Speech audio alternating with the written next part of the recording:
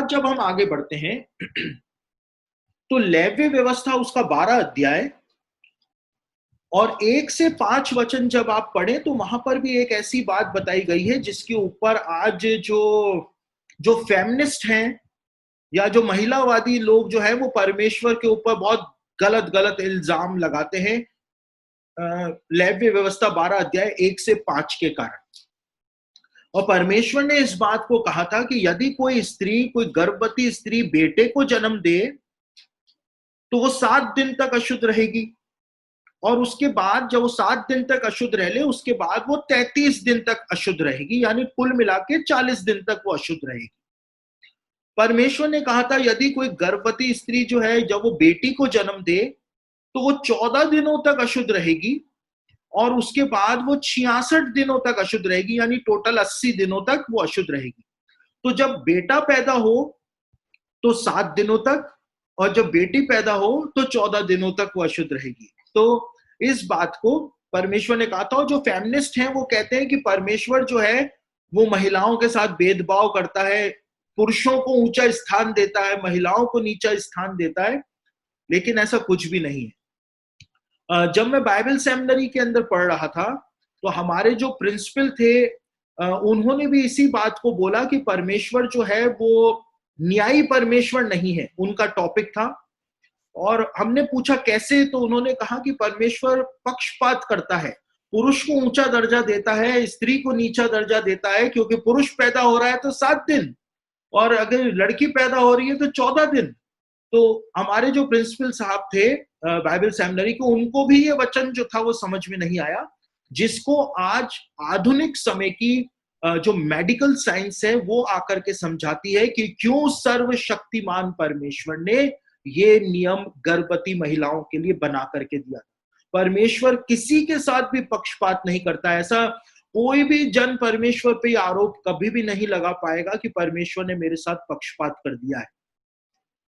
देखिए, जब बेटा पैदा होता है किसी भी महिला के, तो जो लड़के होते हैं उनको 7 दिन तक अपनी माँ की इंटेंसिव केयर की जरूरत होती है, मेडिकल साइंस बताती है। और 7 दिन तक क्यों जरूरत होती है? क्योंकि बेटा जो होता है उसके शरीर के अंदर विटामिन के जो है उसकी मात्रा बहुत ही ज्यादा कम होती है। और 8वें दिन, जैसे ही वो 8वें दिन का हो जाता है तो उसके शरीर में इतना ज्यादा विटामिन के वो बना लेता है कि यदि उसके कट जाए या उसके चोट लग जाए तो उसका खून जो है वो आसानी से जम सकता है। और इसीलिए परमेश्वर ने कहा था कि 8वें दिन ही तुम अपने अपने जो मेल लड़के होंगे उनका खतना करना। 8वें दिन क्यों बोला था? इसलिए बोला था क्योंकि यदि 7वें दिन, 6वें दिन, 5वें दिन उसका खतना कर दिया जाता तो खून जो है वो उस बच्चे का रुकता ही नहीं, क्योंकि उसके शरीर के अंदर विटामिन के होता ही नहीं है, पर्याप्त विटामिन के होता ही नहीं है जो खून को जमा सके। इसलिए परमेश्वर ने कहा था 8वें दिन तुम खतना करना, क्योंकि इतना विटामिन के उसके शरीर में होगा कि खून जो है वो वहां पे जम सके। इसलिए परमेश्वर ने कहा था। दूसरी ओर जब लड़कियां आज भी पैदा होती हैं तो वो लड़कों की तुलना में ज्यादा कमजोर होती हैं और उनको हद से ज्यादा इंटेंसिव केयर जो होती है माँ की, उसकी जरूरत होती है। और मेडिकल साइंस कहती है कि कम से कम 14 दिन तक लड़की जो पैदा हो उसकी इंटेंसिव केयर करनी जरूरी होती है। और आप देखिए, परमेश्वर ने भी इसी बात को लेव्य व्यवस्था में कहा था। परमेश्वर कोई पक्षपात नहीं कर रहा था। परमेश्वर ने कहा था कि लड़का हो तो 7 दिन, लड़की हो तो 14 दिन। फिर परमेश्वर ने कहा था लड़का हो तो 40 दिन तक अशुद्ध रहे, 7 + 33, और लड़की हो तो 80 दिन तक अशुद्ध रहे, यानी 14 + 66। परमेश्वर ने इस बात को लेव्य व्यवस्था 12 अध्याय 1 से 5 में बोला।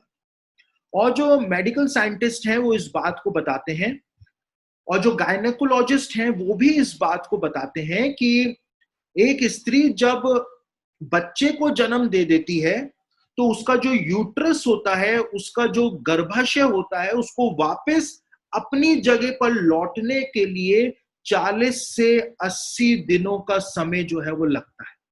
और इसीलिए परमेश्वर ने 40 और 80 दिनों के लिए एक महिला जो थी उसको अशुद्ध घोषित कर दिया था।